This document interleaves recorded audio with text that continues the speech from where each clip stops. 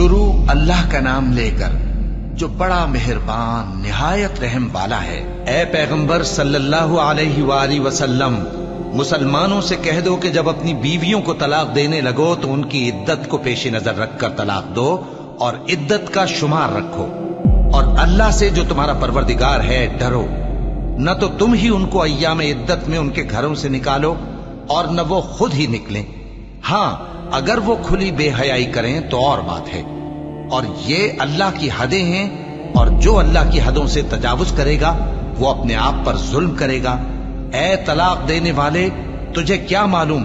شاید اللہ اس کے بعد رجعت کی کوئی سبیل پیدا کر دے۔ پھر جب وہ اپنی میعاد یعنی عدت ختم ہونے کے قریب پہنچ جائیں تو یا تو ان کو اچھی طرح سے زوجیت میں رہنے دو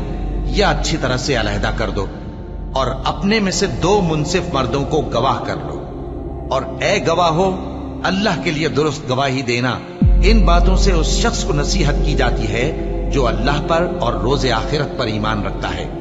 اور جو کوئی اللہ سے ڈرے گا وہ اس کے لیے رنج و غم سے نجات کی صورت پیدا کر دے گا، اور اس کو ایسی جگہ سے رزق دے گا جہاں سے اس کو وہم و گمان بھی نہ ہو، اور جو اللہ پر بھروسہ رکھے گا تو وہ اس کے لیے کافی ہوگا۔ اللہ اپنے کام کو جو وہ کرنا چاہتا ہے پورا کر دیتا ہے۔ اللہ نے ہر چیز کا اندازہ مقرر کر رکھا ہے۔ اور تمہاری طلاق والی بیویاں جو حیض سے نا امید ہو چکی ہوں، اگر تم کو ان کی عدت کے بارے میں شبہ ہو تو ان کی عدت 3 مہینے ہے، اور جن کو ابھی حیض نہیں آنے لگا ان کی عدت بھی یہی ہے۔ اور حمل والی عورتوں کی عدت وضع حمل یعنی بچہ جننے تک ہے، اور جو اللہ سے ڈرے گا اللہ اس کے کام میں سہولت پیدا کر دے گا۔ یہ اللہ کا حکم ہے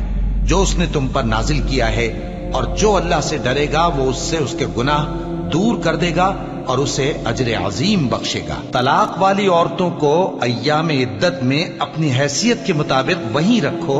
جہاں خود رہتے ہو، اور ان کو تنگ کرنے کے لیے تکلیف نہ دو،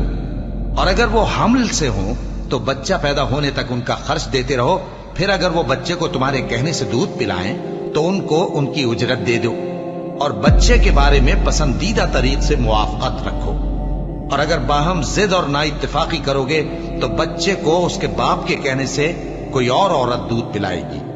صاحب وسعت کو اپنی وسعت کے مطابق خرچ کرنا چاہیے، اور جس کے رزق میں تنگی ہو جتنا اللہ نے اس کو دیا ہے وہ اس کے موافق خرچ کرے۔ اللہ کسی کو زیر بار نہیں کرتا مگر اسی کے لحاظ سے جتنا اس کو دیا ہے، اور اللہ ان قریب تنگی کے بعد آسانی کر دے گا۔ اور بہت سی بستیوں کے رہنے والوں نے اپنے پروردگار اور اس